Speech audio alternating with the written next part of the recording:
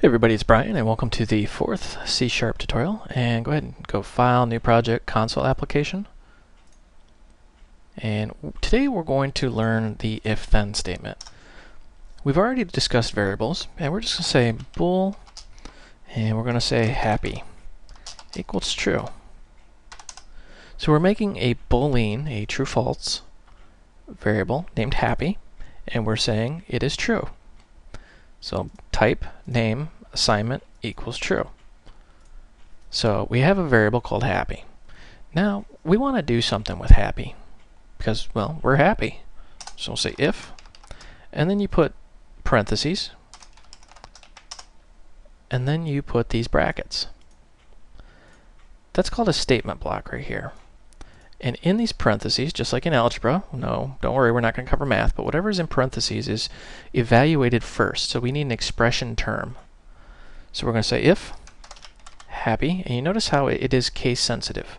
C# is case sensitive. If you use the Visual Basic, lowercase happy is not the same as uppercase happy. See how it's got that red squiggly? It says the name happy does not exist.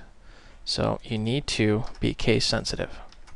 In other words, when in doubt, make it exactly the same.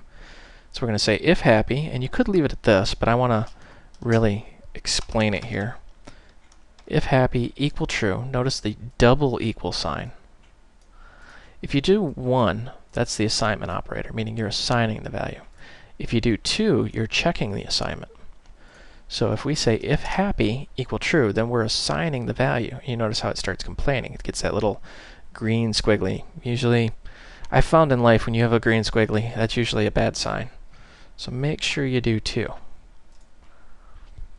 So if happy equals true, then what we need to do is something here. So we'll say console.writeLine.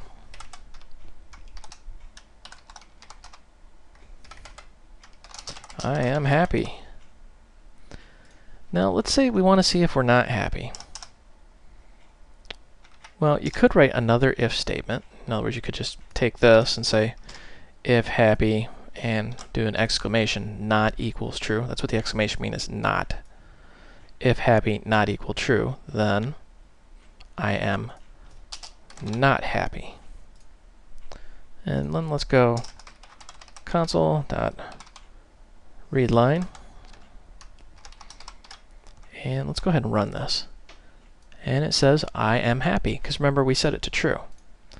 So let's set this to false and run this and see what happens. And it says I am not happy. So that is the basic if statement. Now, one thing you could do, rather than having 2 of these, is you have what's called an else. Else just simply means the opposite. So if this is not true, this statement right here, then it'll run this block of code right here. Sounds confusing, I know, but it's very simple. So we can say I am not happy. So happy equals false. What's going to happen here? It's going to come, it's going to hit this if statement, it's going to evaluate what's in the parentheses first. So it's going to say, are we happy? Well, no, we're not. So it's going to jump down to the else statement, and it's going to execute this block of code. And it's going to say, I am not happy. So let's run that. Sure enough, I am not happy. Well, I am actually happy today, so we're just going to switch this over to true. Run this and show you what happens. And sure enough, it says, I am happy. So once again, this is the if statement. All you need to know is you have the word if, followed by parentheses. Whoops, followed by parentheses. And anything in the parentheses is going to be evaluated first. That's called an expression. Anything in here is called an expression. It's going to evaluate that expression, and if the expression is true, it's going to run this block of code. Else, it's going to run this block of code. Another way you could do an if statement is just say if expression and then action. So console.writeLine, and let's just say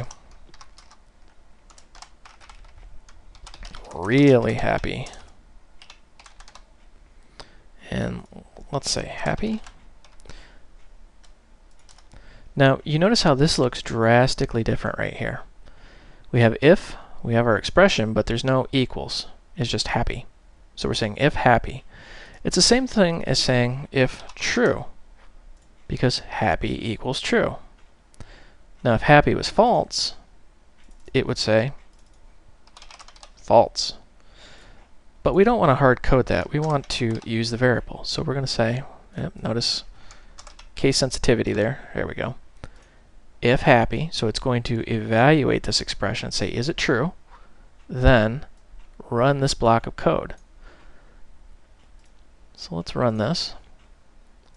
And it says, I'm happy, really happy. Now, usually when somebody says that, you should just kind of, avoid them. They're a little too happy. They're one of those people. But anyways, so you see now how the if statement can be structured in different ways. Now, you may be asking yourself, well, why go to the problem, or why go through all the trouble of using these little squiggly lines? Well, what if you want to do more than one thing?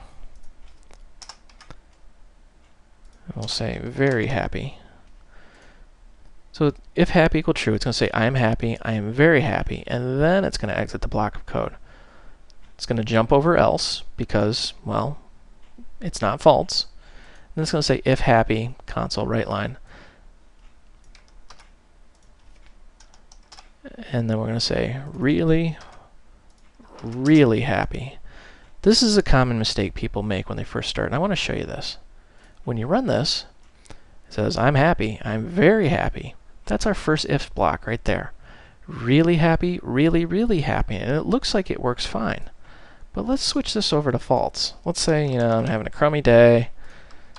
The cat's being mean, the boss yelled at me, my truck didn't like me, whatever. What do you think's going to happen? Let's run this and find out.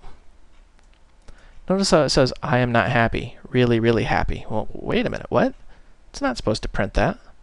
That's because this really, really happy is not part of an if statement. Because we don't have these blocks, we can only do one line of code right behind here. That's part of the if statement right there. This guy down here has nothing to do with that if statement. So if you want to do more than one thing, you need to put it within the little parentheses here. So that's all for this tutorial. Really, you should understand what the if block does and the basics of a variable at this point. This is Brian. Thank you for watching. I hope you found this video educational and entertaining, and you can find the source code for this out on my website, voidrealms.com, which you can find in my YouTube channel.